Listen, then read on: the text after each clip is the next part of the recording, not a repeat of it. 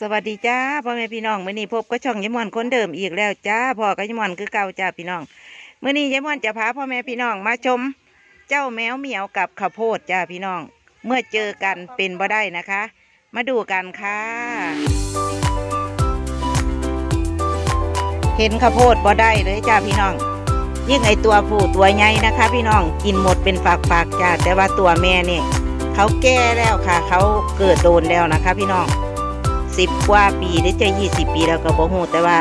ค่ะเขาได้ลูกอยู่นี่หลายรุ่นแล้วจ้านะคะก็พร้อมแต่ลูกของยายม่อนยังเป็นเด็กน้อยตอนนี้เขาก็30-40แล้วจ้ะ